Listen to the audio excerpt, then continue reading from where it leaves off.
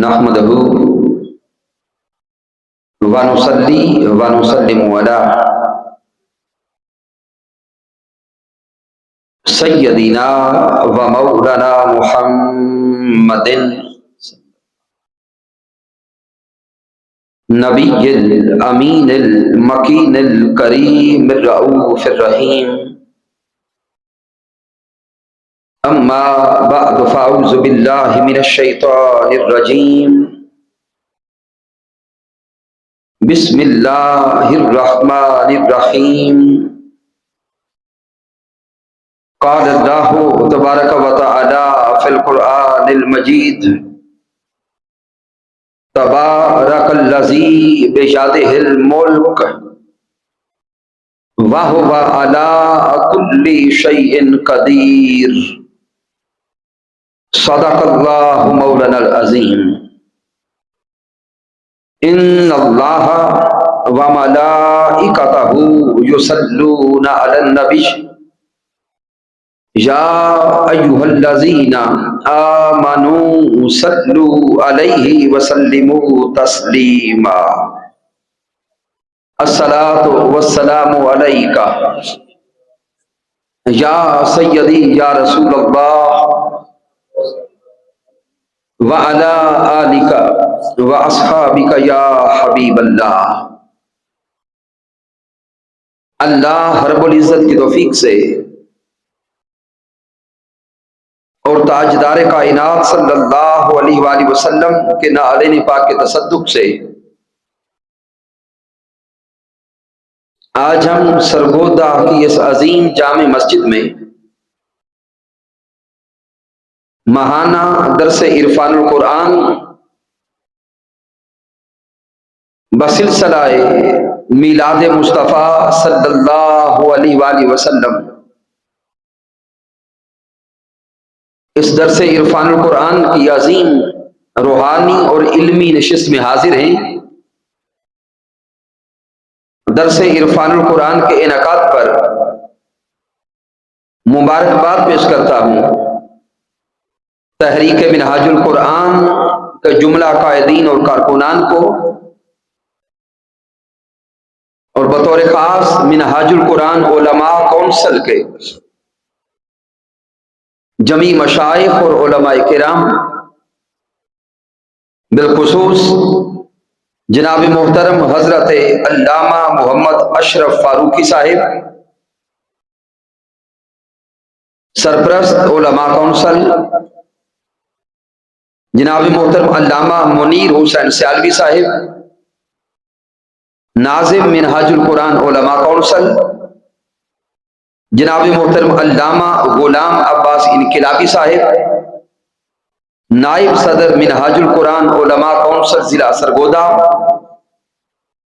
جناب محترم حضرت علامہ شہزاد اصغر ہارون صاحب صدر منہاج القرآن علماء کونسل، جناب محترم ملک ذوالفقار علی صاحب صدر تحریک منہاج القرآن ضلع سرگودہ، جناب محترم رضا حسن صاحب ناظم تحریک منہاج القرآن، جناب محترم علامہ قاری محمد ریاض قادری صاحب، اور جناب محترم حضرت علامہ ساجد حسین عباسی صاحب فاضل بھیرا شریف، اور تشریف لانے والے جمیع علماء کرام. بالخصوص شکریہ ادا کرتا ہوں جناب محترم عزیز احمد سیالوی صاحب کا کہ آج جن نے اپنے والدین کے لیے، اپنے برادر اصغر کے لیے اصال ثواب کی اس نشست کا انعقاد کیا. دعا کرتے ہیں کہ رب کائنات محبوب مکرم کے تصدق سے سب کی کاوشوں کو اپنی بارگاہ اقدس میں قبول فرمائے. اس کی ایکو اگر بند ہو جائے تاکہ آواز کلیئر ہو جائے. سامعین محترم،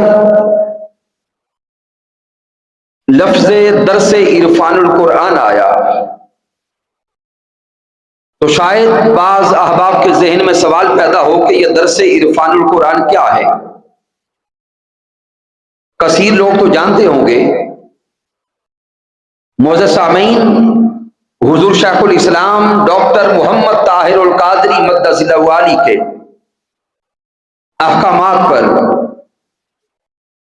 تحریک منہاج القرآن پورے پاکستان میں کم و بیش 300 سے زائد مقامات پر ماہانہ فہم قرآن کی ان نشستوں کا انعقاد کر رہی ہے۔ ان دروس عرفان القرآن میں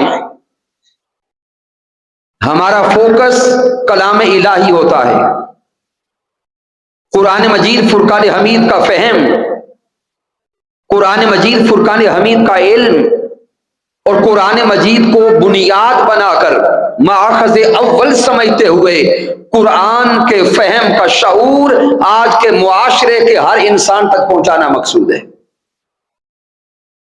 اور اتنے نظم کے ساتھ پورے پاکستان میں ماہانہ بنیادوں پر 300 سے زائد مقامات پر شاید یہ واحد تحریک ہوگی جو اتنے منظم انداز سے دروس عرفان القرآن کا انعقاد کر رہی ہے۔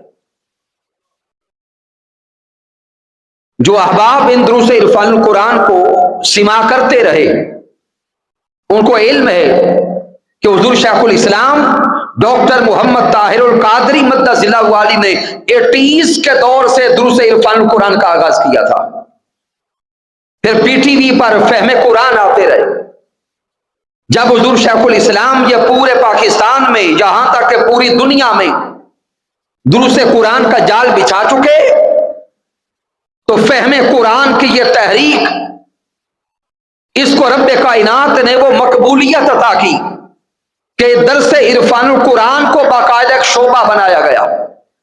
پھر اس میں درجنوں علماء کرام شریک ہوئے۔ وہ علماء کرام ہر مہینہ مرکز منہاج القرآن پہ حاضر ہو کر باقاعدہ دروس قرآن کو تیار کرتے ہیں، اور تیاری کے ساتھ نظم کے ساتھ فیلڈ میں اتر کر فہم قرآن کی خدمت کے لیے کوشاں رہتے ہیں۔ تو سامعین محترم، اگر میرے اللہ نے چاہا محبوب مکرم کے تصدق سے تو انشاءاللہ تعالی یہ تسلسل ہمیشہ جاری و ساری رہے گا۔ اس میں ابتداً جو احباب شامل ہوتے رہے، سورۃ الحجرات کے دروس مکمل ہوئے، پھر سورۃ الحدید کے دروس مکمل ہوئے، پھر سورۃ الصف کے دروس مکمل ہوئے، یہاں تک کہ ایک پوری سورت کا انتخاب ہوتا ہے، پھر آیا ایک کریمہ کو لے کر آیت بآیت اس سورت کے دروس کا سلسلہ آگے چلتا رہتا ہے۔ لیکن سامعین محترم، چونکہ ہماری آج کی بزم کی نسبت تاجدار کائنات صلی اللہ علیہ وآلہ وسلم کی ولادت سے ہے، اور محترم عزیز سیالوی صاحب نے جو موضوع میرے ذمہ لگایا وہ عظمت مصطفیٰ صلی اللہ علیہ وآلہ وسلم کے اعتبار سے، تو سامعین آقا تاجدار کائنات صلی اللہ علیہ وآلہ وسلم کی اگر عظمت کو دیکھیں تو میرے محبوب کی عظمت کے درجنوں گوشے ہیں۔ آقا تاجدار کائنات کی عظمت کی درجنوں جہات ہیں، ان جمی جہات میں سے آج جس جہت کو لے رہے ہیں وہ ہے اختیارات مصطفیٰ صلی اللہ علیہ وآلہ وسلم۔ چونکہ آج کا دور مادیت کا دور ہے، فتنہ اور فساد کا دور ہے، اور آج کے دور میں ہر جوان اور ہر انسان ہر بات کو اپنی ذہنی سطح کے مطابق سمجھنا چاہتا ہے۔ ہر انسان یہی کہتا ہے کہ میں اسی بات کو قبول کروں گا جسے میرا دماغ قبول کرے گا۔ ہم کلمہ تاجدار کائنات کا پڑھ چکے، لیکن اس کے باوجود آج سائنس کے دور میں ہم ہر چیز کو لاجیکلی دیکھنا چاہتے ہیں، دلائل کی بنیاد پہ دیکھنا چاہتے ہیں۔ جب آقا تاجدار کائنات کی عظمت کی بات آتی ہے، حضور تاجدار کائنات کی رفعت کی بات آتی ہے، اور مقام مصطفیٰ کی بات آتی ہے، تو آج کے دور میں کئی طرح کے سوالات ہمارے ذہنوں میں ڈالنے کی کوشش کی جاتی ہے۔ آئیے سامعین محترم، قرآن و حدیث کو سامنے رکھتے ہوئے اختصار کے ساتھ آقا تاجدار کائنات کی عظمت کے اختیارات کے گوشہ کو سمجھنے کی کوشش کریں۔ मालिक कायनात ने कुरान मजीद में इरशाद फरमाया, तबारकल्लज़ी बियदिहिल मुल्क। रब कायनात ने फरमाया कि बरकत वाली है वो जात जिसके हाथों में कुल कायनात की बादशाही है। तबारकल्लज़ी बियदिहिल मुल्क। इस आया मुबारका में रब कायनात की कुदरत की तरफ इशारा है, मालिक कायनात की बादशाहत की तरफ इशारा है कि वो रब कायनात कादर मुतलक है, वो मालिक कायनात मालिकुल मुल्क है। लेकिन गौर करें, वो रब कायनात अपनी बादशाही को बयान करते हुए किन अल्फाज का इस्तेमाल करता है। मेरा रब फरमाता है, तबारकल्लज़ी बियदिहिल मुल्क, बरकत वाली है वो जात जिसके हाथों में कुल बादशाही है। सामीन गौर करें, रब कायनात ये नहीं फरमाता बरकत वाली है वो जात जिसके लिए कुल बादशाही है। रब ये भी नहीं फरमाता कि बरकत वाली है वो जात जिसके लिए कुल कायनात की मिल्कियत है। लेकिन मेरा रब फरमा रहा है, तबारकल्लज़ी बियदिहिल मुल्क, बरकत वाली है वो जात जिसके हाथों में कुल कायनात की बादशाही है। सामीन मोहतरम, इंसानी ज़हन सवाल करता है, क्या रब कायनात इसी कुरान में जब तूने अपना तारुफ करवाया तो तूने फरमाया कि मैं रब जिस्म से पाक हूं, कुल हुवल्लाहु अहद अल्लाहु समद। मालिक कायनात ने फरमाया कि मैं बेनियाज हूं, हर इंसानी एहसास से मैं बेनियाज हूं, इंसानों की तरह जिस्म से बेनियाज, इंसानों की तरह खाने पीने से बेनियाज, इंसानों की तरह चलने फिरने से बेनियाज, इंसानों की तरह औलाद से बेनियाज, और इंसानों की तरह हाथों से मैं बेनियाज हूं। तो मौला बता, जब तू खुद फरमाता है कि मैं जिस्म से बेनियाज हूं, तो फिर कुरान में क्यों फरमाता है कि बरकत वाली है वो जात जिसके हाथों में कुल बादशाहत है। मौला इधर कुरान में फरमाता है कि मैं हाथों से पाक हूं, जिस्म से पाक हूं, इंसानी तसव्वुरात और आज़ा से पाक हूं, और मौला फिर उसी कुरान में फरमाता है बरकत वाला है वो रब जिसके हाथों में कुल कायनात की बादशाही है। सामीन मोहतरम, दोनों आयात बैयिनात है। तो जब रब कायनात इसी कुरान में खुद अपने हाथों की तरफ इंसानों को मुतवज्जे कर रहा है, तो फिर सामीन मोहतरम, रब कायनात की इस आया करीमा का कोई मफहूम तो होगा, कोई मकसूद तो होगा। माअज़ल्लाह, अल्लाह का कलाम अबस तो हो नहीं सकता। तो जब मेरा अल्लाह फरमाता है तबारकल्लज़ी बियदिहिल मुल्क, बरकत वाली है वो जात जिसके हाथों में कुल बादशाही है। मौला, आज सरगोदा की सरजमी पर तेरी बारगाह में तुझसे मोहब्बत करने वाले हाजिर होके अर्ज करते हैं, मौला अपने वो हाथ तो दिखा दे, मौला वो अपने हाथ तो दिखा जिन हाथों में तेरी कुल बादशाहत है। मौला वो अपने हाथ को दिखा जिन हाथों में तेरी कुल सल्तनत है। तो रब कायनात सूरतुल फतह के अंदर उकदा खोल देता है। मेरा रब फरमाता है, इन्नल्लज़ीना युबाशिऊनका इन्नमा युबाशिऊनल्लाह यदुल्लाहि फौका अयदीहिम। अरे दुनिया वालों, अगर रब कायनात के उन हाथों का नजारा करना चाहते हो, आओ दरे मुस्तफा पर देखते दस्ते मुस्तफा को जाओ और मानते कुव्वते खुदा को जाओ।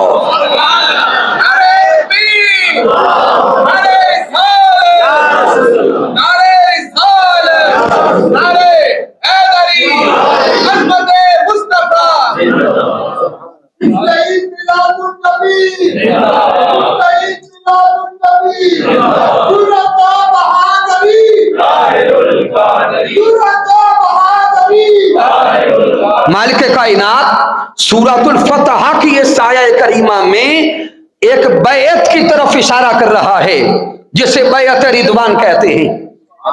صحابہ کرام میرے محبوب کے دستے اقدس پہ بیعت کرتے ہیں، تو سامعین محترم وہ منظر تصور میں لائے، ہاتھ میرے محبوب کا ہے اور صحابہ بیعت کر رہے ہیں دستے مصطفیٰ پر۔ مالک کائنات قرآن مجید میں اس منظر کو بیان کرتا ہے، اور کیسے بیان کرتا ہے؟ ان الذین یبایعونک انما یبایعون اللہ، ارے دستے مصطفیٰ پہ بیعت کرنے والوں، تم دستے مصطفیٰ پہ بیعت کر رہے ہو، حقیقتاً تم خدا کی بیعت کر رہے ہو۔ پھر میرے محبوب نے اپنا دوسرا دست اقدس اوپر رکھا، میرے اللہ نے وہ منظر قرآن میں بیان کر دیا، ید اللہ فوق ایدیہم، ارے دنیا والو جو ہاتھ تمہیں اوپر نظر آ رہا ہے جسمن ظاہراً وہ دست مصطفیٰ ہے، لیکن مجازن وہ دست رب کائنات ہے۔ سامعین محترم، ایک ہوتا ہے عضو یعنی جسم کا حصہ، ایک ہوتا ہے اس عضو کا عمل۔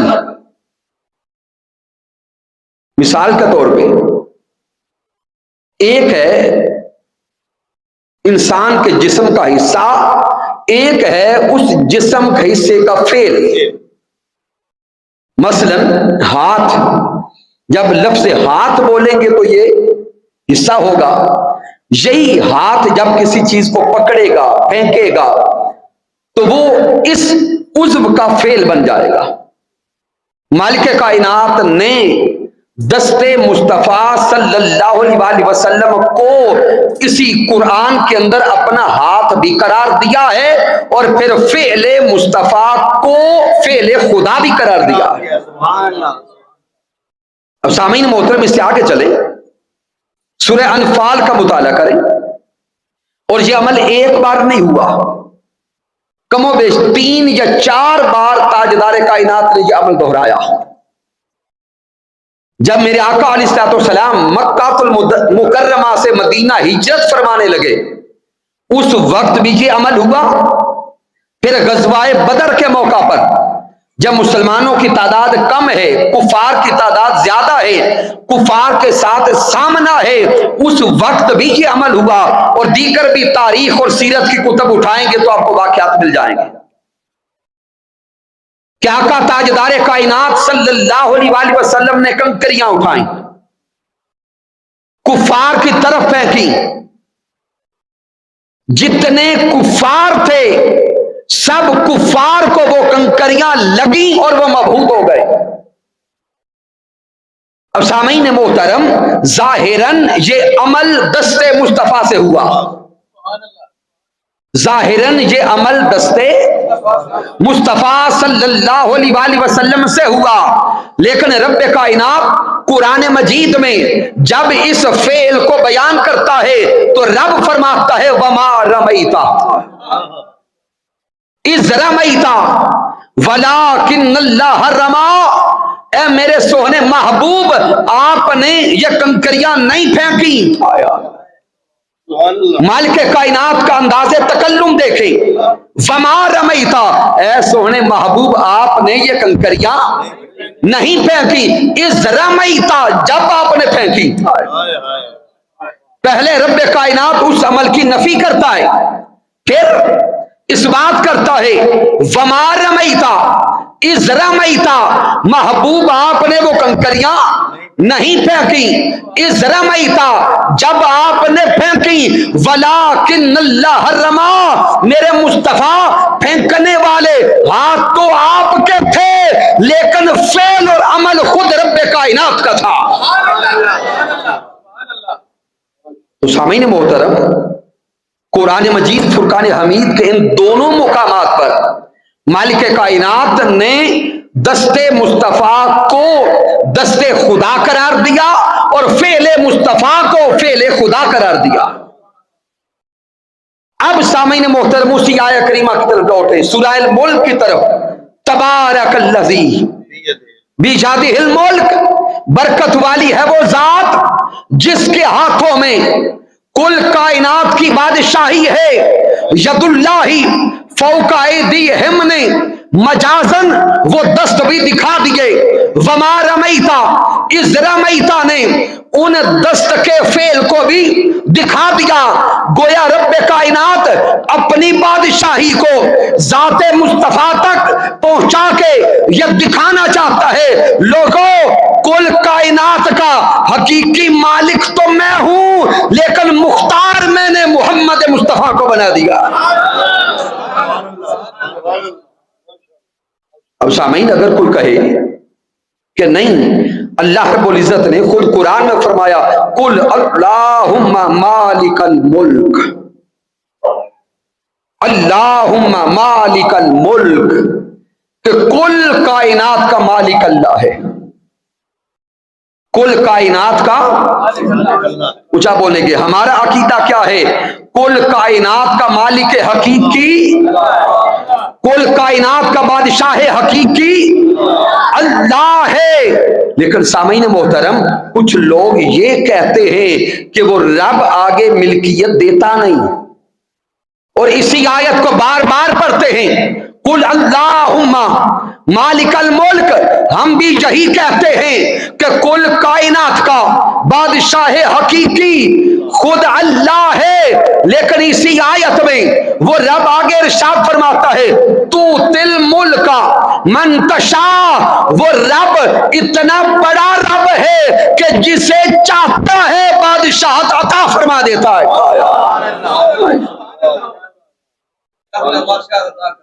وہ جسے چاہتا ہے بادشاہی عطا فرما دیتا ہے. وَتَنزِعُ الْمُلْكَ مِمَّن تَشَاءُ اور جس سے چاہتا ہے دی ہوئی بادشاہی چھین بھی لیتا ہے کیونکہ وہ قادر مطلق ہے وہ مالک الملک ہے. تو سامعین مالک کائنات نے اس مقام پہ یہ راز ہم تک پہنچا دیا میں ایسا رب ہوں ایسا خالق ہوں ایسا مالک ہوں جسے چاہتا ہوں بادشاہی عطا بھی فرما دیتا ہوں.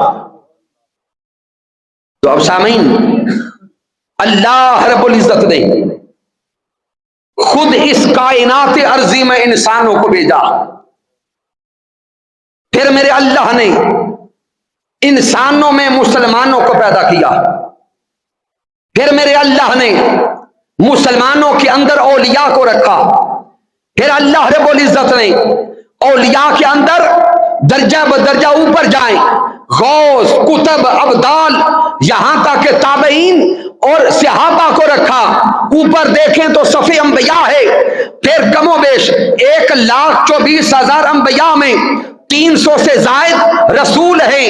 پھر 300 سے زائد رسولوں کے اندر 5 اولو العزم میرے اللہ نے پیغمبر رکھے.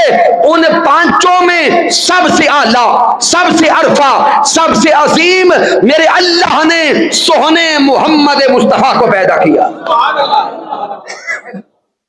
سامعین محترم جب مالک کائنات نے تاجدار کائنات صلی اللہ علیہ وآلہ وسلم کو سید الانبیاء بنایا سردار الانبیاء بنایا جمیع انبیاء کو نبوت تصدق محمد مصطفیٰ نصیب ہوئی. جمیع انبیاء کی نبوت پر سند نبوت محمد مصطفیٰ کی ہے. تاجدار کائنات اول الانبیاء بھی ہیں خاتم الانبیاء بھی ہیں. سامعین وہ محبوب جنہیں میرے اللہ نے پوری کائنات کا محبوب بنایا اس محبوب کو رب کائنات نے پھر اختیارات عطا فرمائے. اب اختیارات کو بیان کرنے کی بھی کئی انداز ہوں گے لیکن چونکہ پڑھے لکھے احباب موجود ہیں میں ایک علمی اور فنی نقطہ کو کوشش کرتا ہوں بڑی آسانی کے ساتھ آپ کے ذہنوں تک پہنچا سکوں. میرے اللہ نے اپنے پیارے محبوب صلی اللہ علیہ وآلہ وسلم کو 3 طرح کے اختیارات عطا فرمائے. کتنی طرح کے؟ 3 طرح کے اختیارات عطا فرمائے. اختیارات کی پہلی قسم ہے تشریحی اختیارات، لفظ تشریح شرح کرنا، وضاحت کرنا، تفسیر کرنا. تشریحی اختیارات، اختیارات کی دوسری قسم ہے تشریعی اختیارات، عین کے ساتھ لفظ شرع سے. اور اختیارات کی تیسری قسم ہے تکوینی اختیارات، لفظ کن سے. اب سامعین محترم، آئیے قرآن و حدیث کی روشنی میں پیارے محبوب علیہ الصلوۃ والسلام کے ان اختیارات کو تھوڑا سمجھنے کی کوشش کریں. پہلی قسم ہے تشریحی اختیارات، کہ رب کائنات نے محبوب کائنات کے قلب اقدس پہ قرآن اتارا. سارا قرآن قلب محمد مصطفیٰ صلی اللہ علیہ وآلہ وسلم پہ اترا. پھر میرے محبوب نے قرآن کی جو شرح فرمائی وہی حق ہے. میرے آقا علیہ الصلوۃ والسلام نے جو قرآن کی تفسیر فرمائی وہی حق ہے. کیسے؟ سامعین محترم، میرے اللہ نے قرآن مجید میں فرمایا اقیموا الصلاۃ، نماز قائم کرو. اب یہ جو لفظ صلاح ہے، صلاۃ، عربی لغت کا مطالعہ کریں تو 50 سے زائد معانی ہیں لفظ صلاۃ. اسی لفظ صلاۃ کا معنی درود ہے، اسی لفظ صلاۃ کا معنی رحمت ہے، اسی لفظ صلاۃ کا معنی قریب ہونا ہے، اسی لفظ صلاۃ کا معنی نماز ہے. تو اب سامعین محترم، لفظ صلاۃ آ گیا.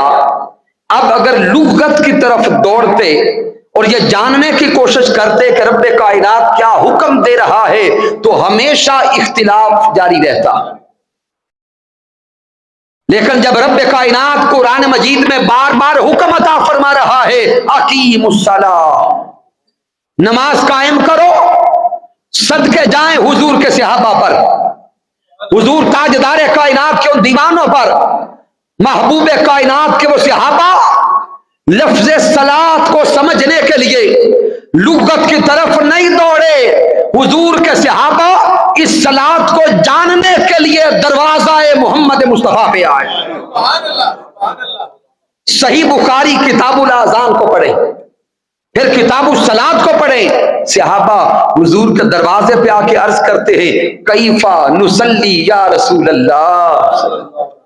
سونے آقا مالک کائنات بار بار صلاۃ کا حکم دیتا ہے، آپ فرما دیں کہ اب اس صلاۃ کا طریقہ کیا ہے، اس صلاۃ کو ادا کیسے کرنا ہے.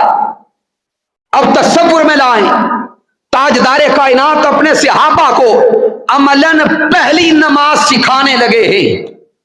امام بخاری صحیح بخاری میں لائے، میرے آقا علیہ الصلوۃ والسلام صحابہ کرام کو نماز کا طریقہ بتاتے نہیں ہیں. میرے آقا صحابہ کو نماز کا طریقہ بتاتے نہیں، بلکہ میرے مصطفیٰ صحابہ کو نماز دکھاتے ہیں.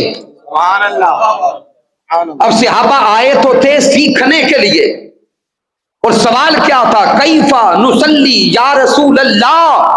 سامعین محترم، چاہیے تو یہ تھا کہ صحابہ کے سوال کا جواب میرے حضور اپنی زبان اقدس سے دے دیتے. اور اگر تاجدار کائنات اپنی زبان اقدس سے صحابہ کو نماز کا طریقہ سمجھاتے تو مجھے بتائیں کہ صحابہ کو سمجھ آتا یا نہ آتا؟ ضرور آتا. آج کے دور میں جب نماز عید ادا کرتے تو ائمہ اور خطبہ پہلے نماز عید کا طریقہ سمجھاتے ہیں. کیا سمجھ آتا ہے کہ نہیں آتا؟ اگر ہمیں سمجھ آتا ہے تو حضور سکھانے والے تھے، سمجھانے والے تھے، صحابہ سمجھنے والے تھے، تو بدرجائے عتم صحابہ کو سمجھ آتا. لیکن میرے محبوب کائنات نے صحابہ کا سوال سنا، نماز کا طریقہ بتایا نہیں، بلکہ حضور فرماتے ہیں سلو کما رأیتمونی اصلی. ارے دیوانو، آؤ مجھے دیکھتے جاؤ، جیسے میں کرتا ہوں ایسا کرتے جاؤ، تمہارے تمہاری نماز ہوتی جائے گی. ہائے ہائے. مجھے دیکھتے جاؤ، مجھے دیکھتے جاؤ، اس طرح کرتے جاؤ، مجھے دیکھ دیکھ کر تم میری ادا نبھاتے جاؤ گے، رب تمہاری قبول کرتا جائے گا. سامعین محترم، موضوع یہ نہیں کہ میں اس طرف آگے چلوں، لیکن تاجدار کائنات نے جب نماز کا طریقہ سکھایا، اور صرف سکھایا نہیں بلکہ نماز کو دکھایا، حضور کا یہ جواب صحابہ کو بتا رہا تھا، ارے رب کی نماز اگر قبول کروانا چاہتے ہو تو نماز قبول اسی کی ہوتی ہے جو دھیان میں تاجدار کائنات کو دیکھتا رہتا ہے. دیکھو سامعین محترم، پورا قرآن دیکھے، پورا قرآن دیکھے. قرآن مجید میں مالک کائنات بار بار، درجنوں بار نماز پڑھنے کا، قائم کرنے کا حکم تو دیتا ہے، لیکن پورا طریقہ رب کائنات قرآن میں نازل نہیں فرماتا. اس سے آگے چلے، مالک کائنات فرماتا ہے وَآتُوا الزَّکَاۃَ، زکوٰۃ ادا کرو. اب سامعین محترم، رب کائنات قرآن مجید میں زکوٰۃ ادا کرنے کا حکم دیتا ہے، لیکن پورا قرآن پڑھ لیں، زکوٰۃ کی ریشو کیا ہے، صاحب نصاب کون ہے، جو زکوٰۃ کی جزیات ہیں ساری کی ساری وہ قرآن مجید میں مکمل نظر نہیں آئیں گے. ان کا علم لینے کے لیے در مصطفیٰ پہ جانا پڑے گا. پھر رب کائنات قرآن مجید میں فرماتا ہے کتب علیکم الصیام کما کتب علی الذین من قبلکم لعلکم تتقون. میرے اللہ نے قرآن مجید میں روزہ فرض کر دیا، لیکن روزہ کے متعلق جو سارے مسائل ہیں وہ قرآن مجید میں مکمل بیان نہیں ہوئے.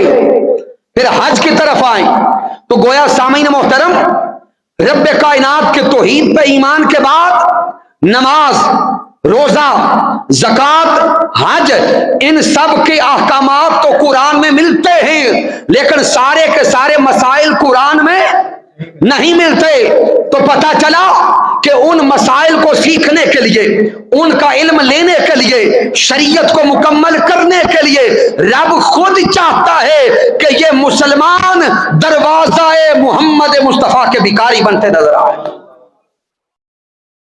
تو سامعین محترم، محبوب علیہ السلام کے اختیارات کی جو پہلی قسم ہے وہ ہے تشریحی اختیارات، اور جو شرح، جو تفصیل تاجدار کائنات صلی اللہ علیہ وسلم نے بیان فرما دی وہی حق ہے. کیونکہ وقت کم ہے، اس سے آگے اس موضوع کو میں نہیں بڑھانا چاہتا. آقا تاجدار کائنات کے اختیارات کی دوسری قسم ہے تشریعی اختیارات. شرع سے، زبان محمد مصطفیٰ سے جو نکل گیا وہ شریعت بن گیا. تاجدار کائنات کی زبان اقدس سے جو کلمہ ادا ہوا وہی شریعت بن گیا. یہی شریعت مصطفیٰ کی حقیقت ہے، یہی شریعت مطہرہ کی حقیقت ہے کہ جو کلمہ تاجدار کائنات کی زبان سے نکلا، یا جو فعل میرے حضور کی ذات سے منسوب ہو گیا، یا حضور کے سامنے کوئی عمل ہوا، میرے مصطفیٰ اس پہ خاموش رہے، حدیث تقریری بنا، جس عمل کی نسبت، جس فعل کی نسبت، جس کلام کی نسبت ذات محمد مصطفیٰ سے ہوتی گئی وہ شریعت بنتا گیا. سامعین آئیے اس پہ چند مثالیں دوں. حضرت عبداللہ بن عمر رضی اللہ تعالیٰ عنہ سے روایت ہے، اور اس حدیث مبارکہ کو امام احمد بن حنبل المسند میں لائے، امام ترمذی لائے، امام طبرانی المعجم الکبیر میں لائے، کہ حضرت عبداللہ بن عمر رضی اللہ تعالیٰ عنہ بیان کرتے ہیں کہ میں سونے آقا کی بارگاہ میں بیٹھا کرتا تھا. صدقے جائیں حضرت عبداللہ بن عمر کے نصیب پر جن کو صبح و شام صحبت مصطفیٰ نصیب ہو.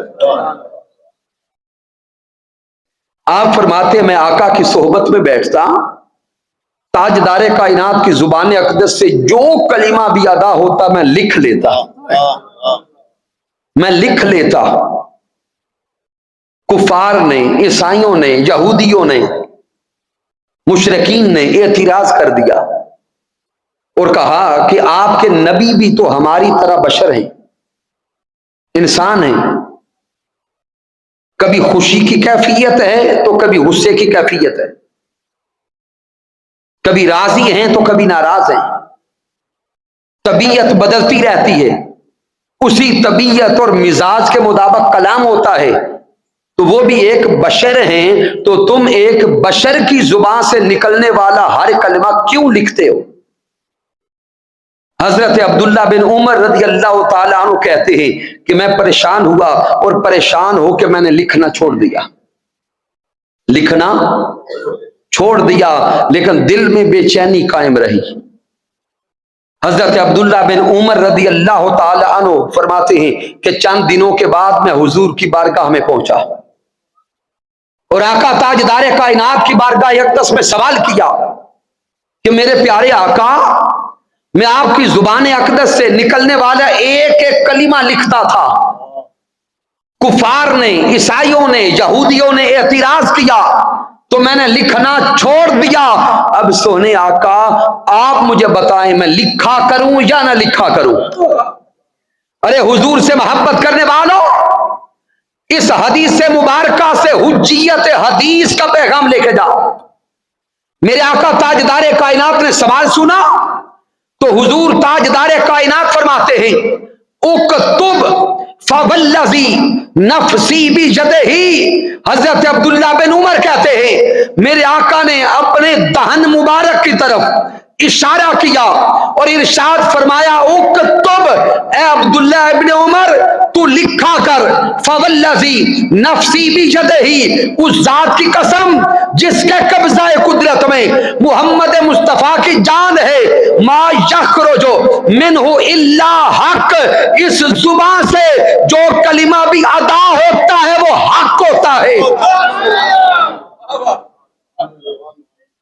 تاجدار کائنات نے یہ عقدہ حل فرما دیا اور میرے مصطفیٰ نے یہ راز سمجھا دیا کہ تاجدار کائنات کو، امام الانبیاء کو، اے انسانوں اپنے جیسا کبھی نہ سمجھو، کبھی تم پہ غصہ ہے، کبھی تم پہ رضا ہے، کبھی تم عجیب عجیب کیفیات میں ہو، لیکن میرے مصطفیٰ اپنی زبان اقدس سے جب بھی بولے، جو بھی بولے، جو کلمہ ادا کریں وہ شریعت بنتا ہے، وہ حق ہوتا ہے۔ اب سامعین محترم، آقا تاجدار کائنات کی زبان اقدس سے جو جو کلمات نکلتے چلے گئے وہ شریعت مطہرہ بنتے چلے گئے۔ حضرت جابر رضی اللہ تعالیٰ عنہ سے روایت ہے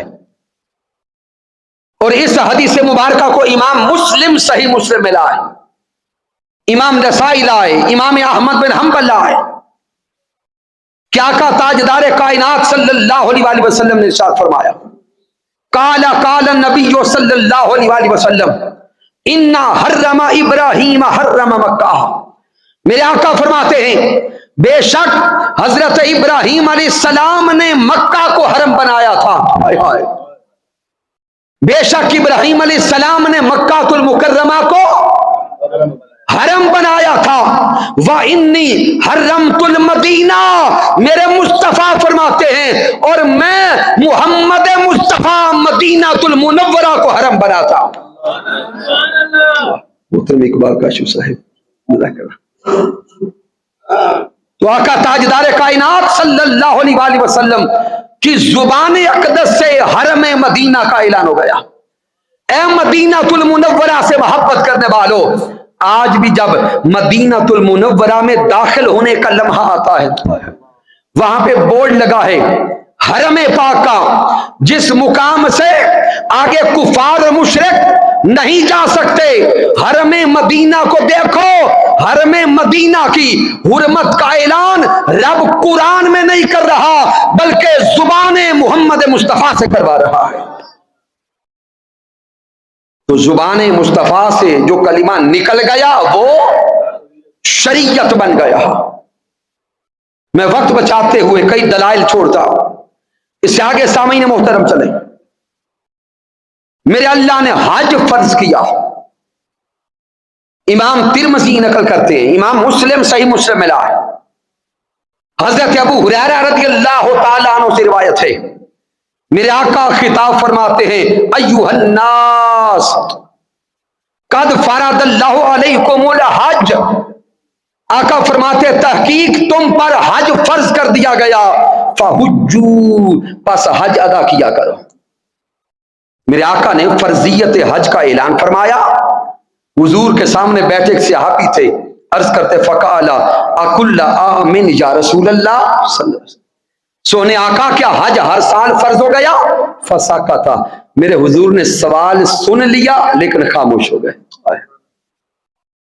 दूसरी बार फिर वो सवाल करते हैं, अकुल्ला आमिन या रसूल अल्लाह, सोने आका क्या हज हर साल फर्ज हो गया? फसाका था, मेरे हुजूर फिर खामोश हो गए। सवाल करने वाले ने तीसरी बार फिर सवाल किया, मेरे आका ने सुना, फिर खामोश हो गए। जब उस सवाल के बाद तवज्जो आगे पीछे चली गई, उस सवाल का सियाको सबाक बदल गया। अब मेरे हुजूर पूछते हैं कि सवाल करने वाला कहां है?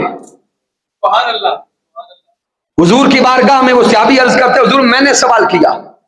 मेरे आका ताजदारे कायनात ने जमी सहाबा को मुतवज्जह किया और मेरे हुजूर ने यह मसला समझा दिया कि जब भी मैं तुम्हारे सामने कुछ शय बयान करूं उस पे ज्यादा सवाल न किया करो। अगर तुम्हारे सवाल पर फकाला लो कुन्तु नाम लवजबत, अगर तुम्हारे सवाल पर मेरी जुबान से हां निकल जाता तो तुम्हारे लिए हज हर साल फर्ज हो जाता। अब सामीन मुझे बताइए, हज हम मुसलमानों पर क्या हर साल फर्ज है? बोले नहीं। जिंदगी में एक बार। क्या हर मुसलमान पे फर्ज है? किस पर है? साहिब इस्तिताअत पर। तो ताजदार कायनात ने शरीयत का यह नुक्ता समझा दिया कि मेरे सामने ज्यादा सवालात न किया करो। अगर तुम्हारे सवाल पर मेरी जुबान से लो कुल तो नाम हां निकल जाता तो तुम्हारे लिए हज हर साल फर्ज हो जाता। तो ताजदार कायनात के ये कलिमात बता रहे हैं कि हुजूर की जुबान अकदस से जो कलिमा निकल जाता है वो शरीयत बनता है। इससे आगे गौर करें, बड़ी ईमान अफरोज हदीस मुबारका है। उसूल हदीस की और उसूल फिक्र की कुतब जिन अहबाब ने पढ़ी है, हुजूर शेखुल इस्लाम डॉक्टर मोहम्मद ताहिरुल कादरी मद्दजिल्ला वाली की किताब अल हुक्मुल शरई का मुताला करें। फिर आपकी किताब है हुज्जियत हदीस, उस किताब का मुताला करें। फन्ने हदीस में भी ये हदीस मिलेगी और उसूल फिक्र के अंदर भी ये हदीस बात मिलेगी। हजरत खुजैमा रज़ियल्लाहु ताला अन्हु मेरे महबूब के एक सहाबी हैं। इनसे भी रिवायत है और इनके भतीजे से भी रिवायत है।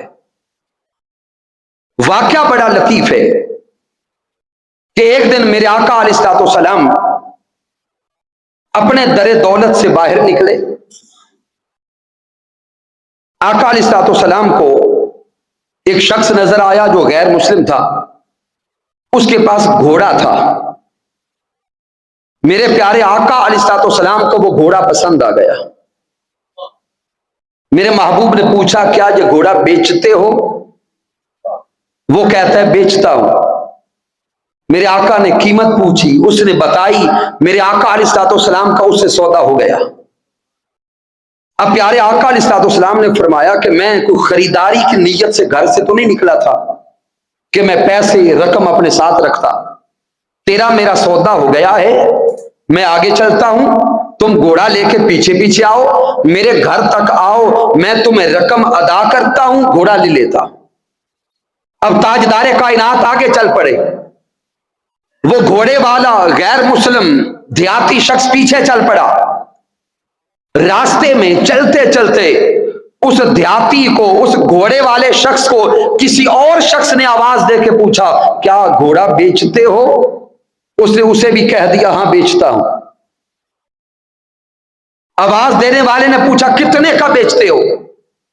اس کا سودا جتنے میں میرے آقا سے ہوا تھا اس سے زیادہ رقم اسے بتائی کہ اتنے کا بیچتا ہوں۔ دوسرے شخص نے کہا ہاں آؤ میں اتنے کا ہی خرید لیتا ہوں، گھوڑا مجھے دو، رقم لے لو۔ اب جب اس دیہاتی کو، غیر مسلم کو، دنیا کے پجاری کو مال زیادہ نظر آیا تو ظاہری بات ہے اس کا جھکاؤ ادھر ہو گیا۔ وہ میرے آقا علیہ الصلوۃ والسلام کو پیچھے سے آواز دے کے کہتا ہے کہ اگر آپ نے گھوڑا خریدنا ہے تو رقم یہ ہے، قیمت یہ ہے جو زیادہ قیمت اب بتا رہا تھا، اگر آپ نہیں خریدتے تو میں اس کو بیچنے لگا۔ تاجدار کائنات نے اس کی آواز سنی، رک گئے۔ میرے آقا نے فرمایا تیرا میرا سودا تو پہلے اتنے میں ہو چکا ہے، اتنے میں ہو چکا ہے، اور تجارت کا یہ اصول ہے کہ بے پر بے نہیں ہوتی، سودے پر سودا نہیں ہوتا۔ میرے آقا نے فرمایا تیرا میرا سودا طے پا چکا ہے، اب تو بیچ نہیں سکتا۔ لیکن وہ غیر مسلم بھی تھا، دنیا کا پجاری بھی تھا، وہ منکر ہو گیا۔ وہ کہتا ہے آپ کا اور میرا تو سودا ہی طے نہیں ہوا۔ تو اب سامعین محترم معاملہ عجیب ہو گیا، وہ تکرار پہ اتر آیا۔ دائیں بائیں کے لوگوں نے جب آواز سنی تو لوگ اکٹھے ہونے لگے۔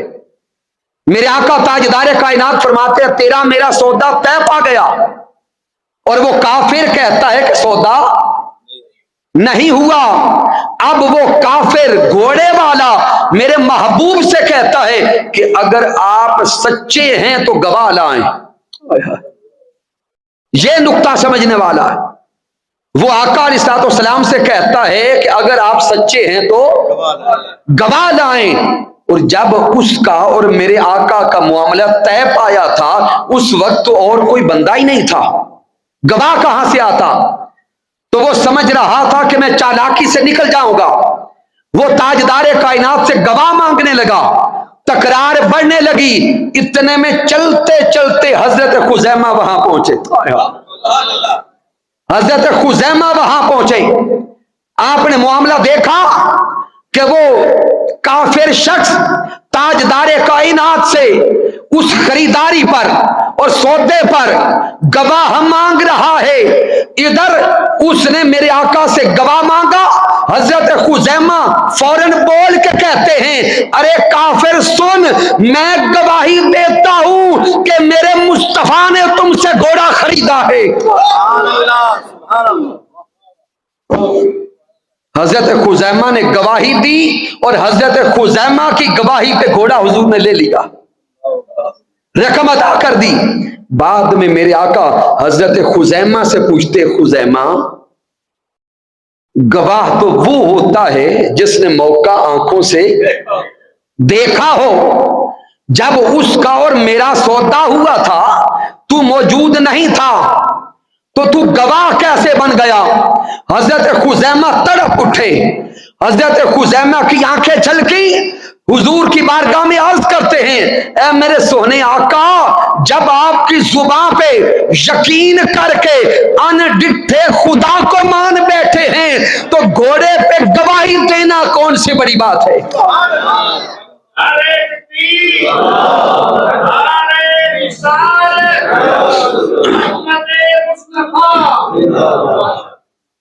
تو حضرت خزیمہ رضی اللہ تعالیٰ عنہ حضور کی بارگاہ میں عرض کرتے ہیں سونے آقا علیہ الصلوۃ والسلام، ہم تو آنکھوں سے دیکھ دیکھ کر خداؤں کو ماننے والے تھے، ہم تو دیکھ کر بارش مانگتے، اولاد مانگتے، آپ تشریف لائے، آپ نے زبان اقدس سے فرمایا قل هو اللہ احد اللہ الصمد لم یلد ولم یولد، اے سونے آقا نہ ہم نے اپنی آنکھوں سے رب کائنات کو دیکھا، نہ ہم نے اپنی آنکھوں سے یوم قیامت کو دیکھا، نہ ہم نے اپنی آنکھوں سے فرشتوں کو دیکھا، نہ قرآن کو آتے دیکھا، نہ جبرائیل کو پڑھتے پڑھاتے دیکھا۔ سونے آقا آپ نے زبان سے فرمایا کہ وہ رب ہے، ہم مان گئے کہ وہ ایک ہے۔ آپ نے فرمایا قیامت ہے، ہم مان گئے قیامت ہے۔ آپ نے فرمایا فرشتے ہیں، ہم مان گئے فرشتے ہیں۔ سونے آقا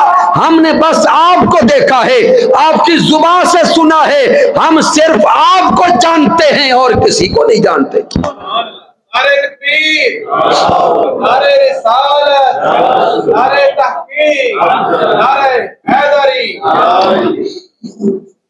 میرے آقا علیہ السلام حضرت خزیمہ کے اس عمل سے اتنے راضی ہوئے، اتنے راضی ہوئے کہ میرے حضور نے فرمایا فجعل النبی شہادت خزیمہ بشہادت رجلین، میرے آقا نے اعلان فرما دیا دنیا والوں سن لو، اس کائنات میں قیامت تک باقی ہر شخص کی گواہی ایک کی گواہی ایک کی ہی ہوگی۔ خزیمہ نے مجھ پر گواہی دی ہے، ایک خزیمہ کی گواہی کو دو کے برابر قرار دیتا، ایک خزیمہ کی گواہی کو شریعت مطہرہ نے دو کے برابر قرار دیا ہے۔ سامعین محترم، شاید کسی کے ذہن میں یہ سوال پیدا ہو کہ میرے آقا علیہ السلام نے یہ اعزازی مقام عطا فرما دیا، اس کا شریعت کے ساتھ تعلق نہیں، جذبات کے ساتھ تعلق ہے، ایک اعزاز ہے، ایک شان ہے۔ لیکن سامعین محترم، جو میں نے بنیاد قائم کی، زبان مصطفیٰ سے جو نکل گیا وہ شریعت بن گیا۔ آقا تاجدار کائنات کے اسی فرمان کے پیش نظر ہم آج بھی قرآن مجید کی ایک آیہ کریمہ کو قبول کر رہے ہیں۔ سبحان اللہ۔ جب میرے آقا کا وصال ہو گیا، حضرت صدیق اکبر رضی اللہ تعالیٰ عنہ کا دور آیا، قرآن مجید کو کتابی صورت میں کمپائل کیا گیا۔ حضرت عمر فاروق، حضرت مولا علی شیر خدا اور دیگر صحابہ کرام نے ایک بینچ تیار کیا اور اس میں اصول قائم کیا کہ کتابی صورت میں جب قرآن کو جمع کیا جائے گا وہی آیت لکھی جائے گی جس پر دو گواہ ہوں گے، جس پر دو گواہ ہوں گے۔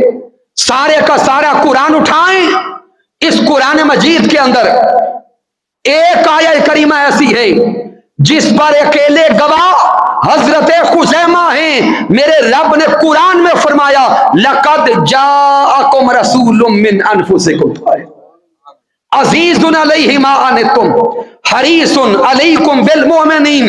یہ آیہ کریمہ قرآن مجید کی وہ عظیم آیت ہے جس پر گواہ صرف حضرت خزیمہ ہے۔ سامعین محترم، جب اس آیہ کریمہ پر اور کوئی گواہ نہ ملا تو ظاہری بات ہے کہ پورے قرآن مجید کو کمپائل کیا جا رہا تھا اور قانون کیا تھا، وہی کتابی صورت میں لکھی جائے گی جس پر دو گواہ ہوں گے۔ اب پورا بینچ بیٹھ گیا، ججز سوچنے لگ گئے کہ کلام کا انداز تو الہی ہے لیکن گواہ ایک ہے، اب فیصلہ کیا کیا جائے؟ جب اس پورے بینچ کے سامنے حضرت خزیمہ پیش ہوئے، حضرت صدیق اکبر سے لے کر مولا کائنات تک اور حضرت زید تک سب نے متفق کا فیصلہ دیا کہ مصطفیٰ نے فرمایا تھا زید وہ ہے جس اکیلے کی گواہی کو دو کے برابر قرار دیا جائے۔ تو پتا چلا کہ یہ اعزاز صرف اعزازی نہیں تھا، یہ اعزاز شرعی تھا، یہ اعزاز شرعی تھا۔ پھر سامعین محترم، گفتگو کے آخری حصے میں آتے ہیں۔ قرآن مجید فرقان حمید کا مطالعہ کریں۔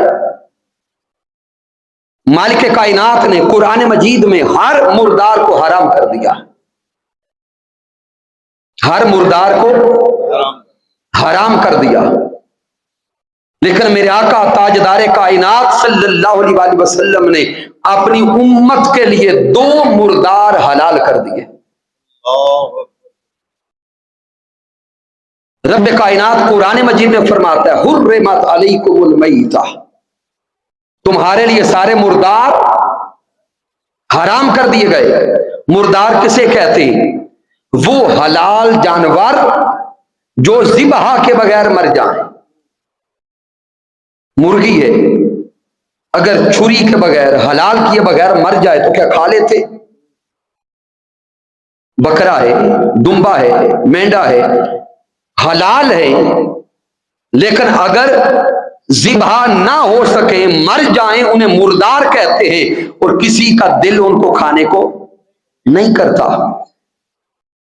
لیکن تاجدار کائنات علیہ الصلوۃ والسلام نے فرمایا، حضرت عبداللہ بن عمر رضی اللہ تعالیٰ عنہ سے روایت، امام نسائی اس حدیث پاک کو لائے، تاجدار کائنات نے ارشاد فرمایا احلت لنا میتتان و دمان، تمہارے لیے تمام مردار حرام ہیں، لیکن مصطفیٰ فرماتے ہیں میں تمہارے لیے 2 مردار بھی حلال کرتا ہوں، 2 خون بھی حلال کرتا ہوں۔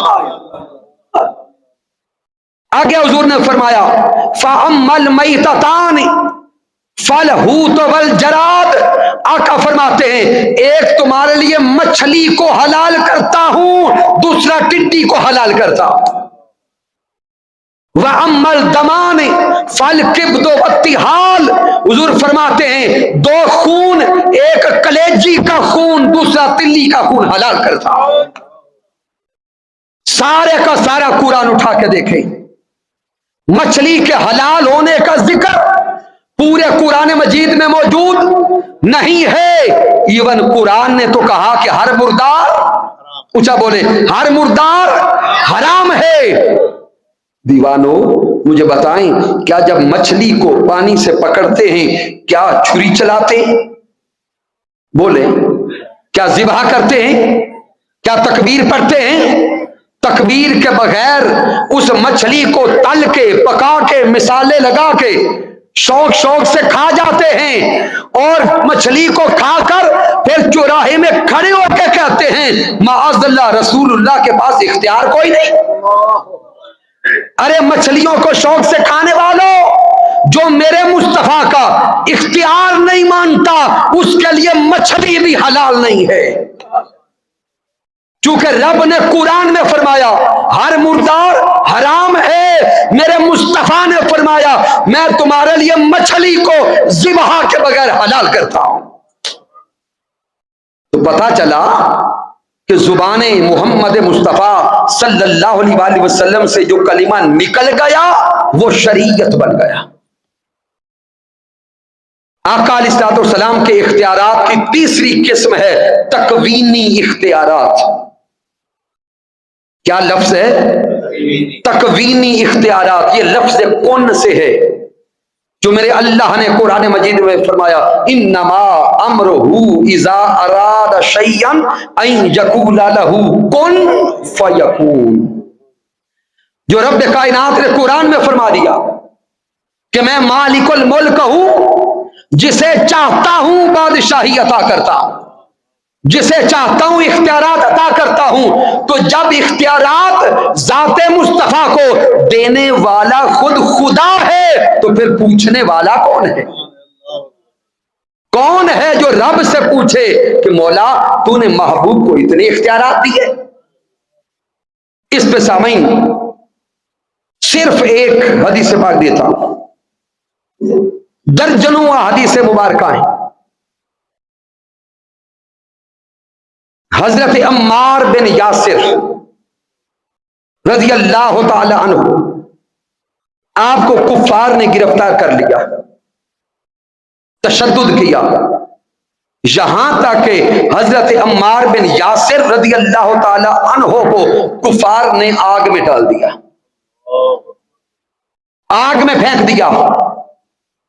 ادھر حضرت عمار کو کفار نے آگ میں ڈالا، ان کا نصیبہ کمال پہ تھا کہ میرے حضور اس طرف نکلا ہے، تاجدار کائنات نے دیکھا کہ میرا دیوانہ آگ میں ہے، میرا مستانہ آگ میں ہے، میرے محبوب نے دوڑ کے حضرت عمار کو نہیں نکالا، بلکہ تاجدار کائنات آگ سے خطاب کرتے ہیں۔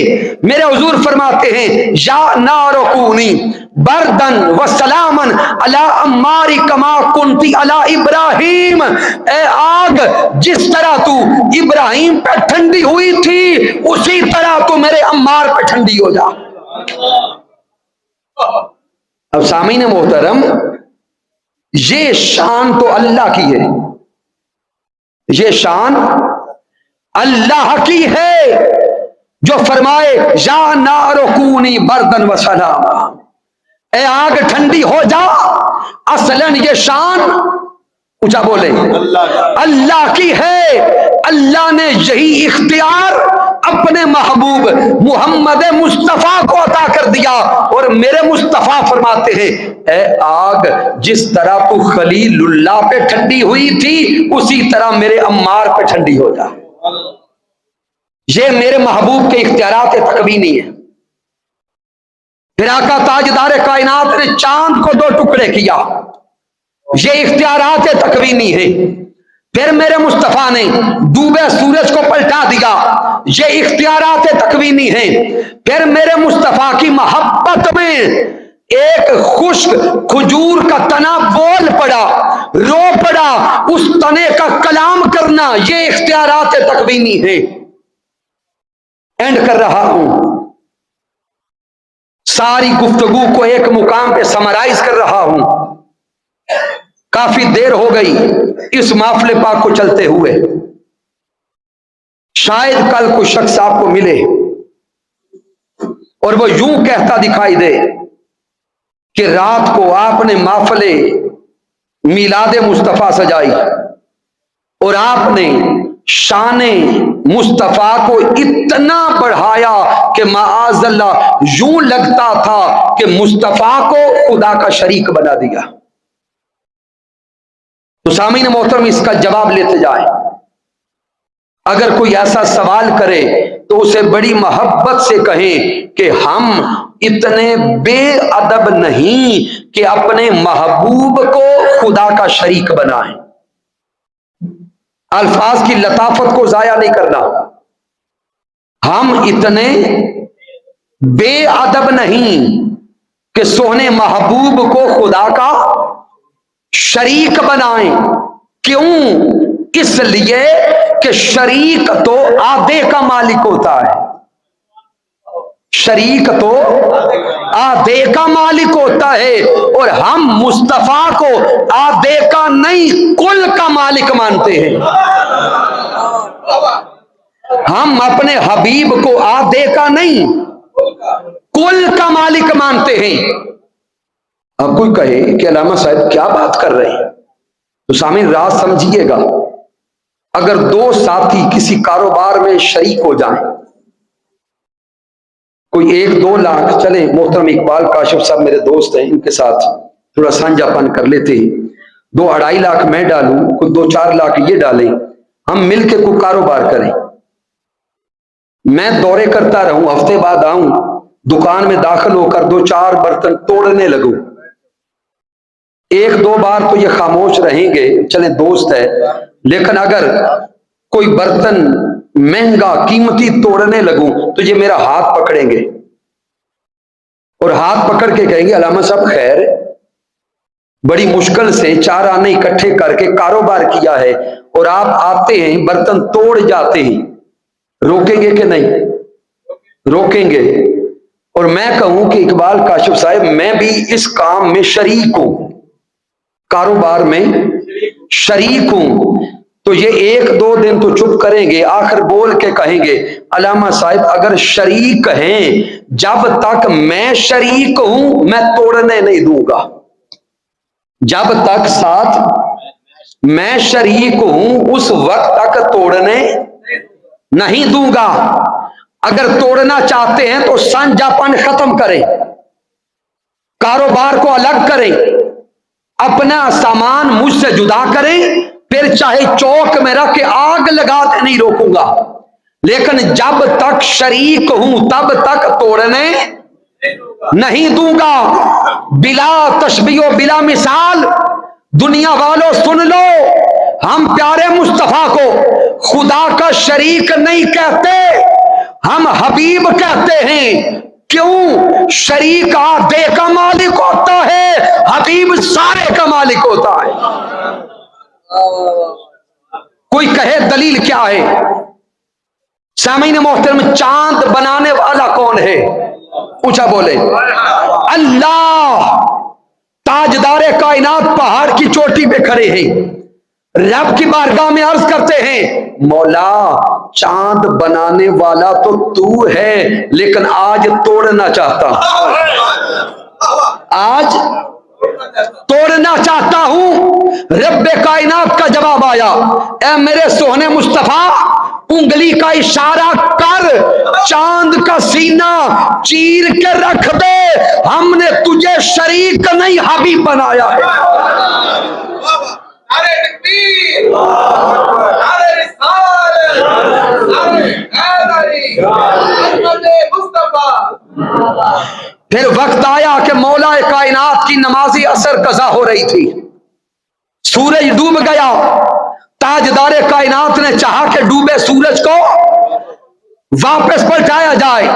رب کی بارگاہ میں عرض کرتے ہیں مولا نظام قدرت بنانے والا تو ہے، نظام قدرت چلانے والا تو ہے، سورج ڈوب چکا، آج واپس پلٹانا چاہتا ہوں۔ رب کائنات کا جواب آتا ہے میرے مصطفیٰ سورج کو انگلی کا اشارہ کر، ڈوبے کو پلٹا کے رکھ دے، ہم نے تجھے شریک نہیں حبیب بنایا ہے۔ پھر سامعین محترم، میرے محبوب نے کفار کو دعوت اسلام دی۔ جب میرے حبیب نے دعوت دی، میرے آقا تالاب کے کنارے بیٹھے، تاجدار کائنات کے قدم مبارک نیچے پانی کے ساتھ مس کر رہے ہیں۔ وہ کفار تھے، بول کے کہتے ہیں کلمہ تب پڑھیں گے جب تالاب سے پار وہ پتھر اپنی جگہ سے چلے، تالاب میں گرے، پانی میں ڈوبے نہیں، تیرتا ہوا آپ کے قدموں تک آئے، آپ کے قدموں کو بوسہ دے، کلمہ پڑھے، پھر واپس پلٹ جائے۔ اگر ایسا ہو جائے تو ہم کلمہ پڑھ لیں گے۔ تاجدار کائنات رب کی بارگاہ میں عرض کرتے ہیں اے مالک کائنات، مجھے علم ہے کہ پتھر چلا نہیں کرتے، پتھر تیرا نہیں کرتے، پتھر بولا نہیں کرتے، لیکن مولا آج پتھر کو چلانا بھی چاہتا ہوں، پانی پہ تیرانا بھی چاہتا ہوں، اس سے کلمہ پڑھانا بھی چاہتا ہوں۔ رب کائنات کا جواب آیا میرے مصطفیٰ پتھر کو انگلی کا اشارہ کر، آج چلا بھی دے، پانی پہ تیرا بھی دے، کلمے پڑھا بھی دے، کیوں؟ ہم نے تجھے شریک نہیں اپنا حبیب بنایا ہے۔ نعرہ تکبیر، نعرہ رسالت، نعرہ حیدری، سرکار کی آمد، بنڈار کی آمد، مکی کی آمد، مدنی کی آمد، آمد مصطفیٰ۔ تو سامعین محترم، قرآن و حدیث کے دلائل سے آج کی محفل میلاد مصطفیٰ سے یہ راز ہم سمجھ کے جا رہے ہیں کہ مالک کائنات نے سوہنے محبوب محمد مصطفیٰ کو مختار کل بنا کے بھیجا ہے، مختار کل بنا کے بھیجا ہے۔ اگر کسی کے ذہن میں کوئی شکوک و شبہات ہیں، تشکیک ہے، تو وہ شکوک ہماری کم علمی کی وجہ سے ہے، کم فہمی کی وجہ سے ہیں۔ آئیے اگر اپنے عقائد پر دلائل چاہتے ہیں اور سند چاہتے ہیں، حجت چاہتے ہیں، تو اس صدی کے اندر حضور شیخ الاسلام ڈاکٹر محمد طاہر القادری مدہ ذلہ والی کی کتب کا مطالعہ کریں، خطابات کو سنیں، انشاءاللہ تعالی عقائد اہل سنت پر حضور شیخ الاسلام کے خطابات سنتے جائیں گے، ہر کسی کے ذہن سے تشکیک اور گرد و غبار ختم ہوتی چلی جائے گی۔ اسی لیے مرد کلندر हुजूर शेखुल इस्लाम डॉक्टर मोहम्मद ताहिर القادری मद्दज़िल्लाहु वाली ने पूरे पाकिस्तान में 25,000 मराकज़ इल्म कायम करने का ऐलान किया है। कितने? 25,000 मराकज़ इल्म।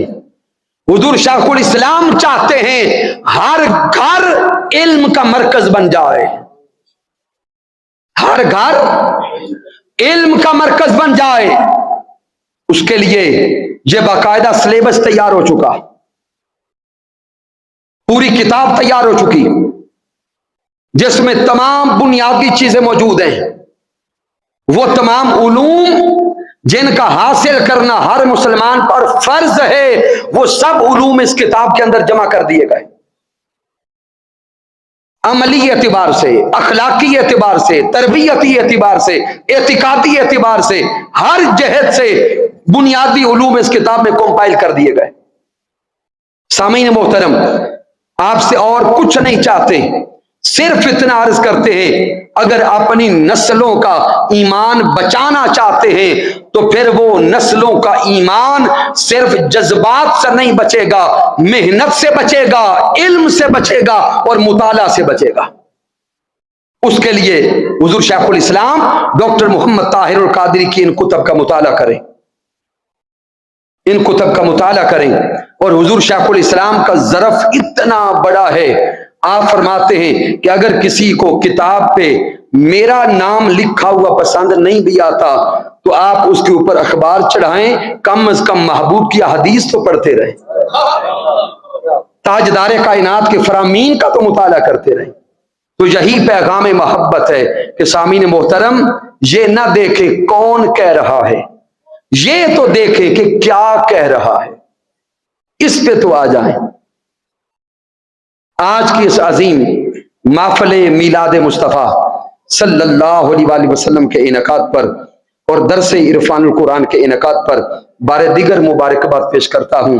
तहरीक मिनहाजुल कुरान उलमा कौंसल के जमी कायदीन और कारकुनान को दुआ करते हैं कि रब्बे कायनात मोहतरम अजीज सियालवी साहिब के वालिदैन, आपके भाईजान सबको जन्नत में आला मुकाम अता फरमाए।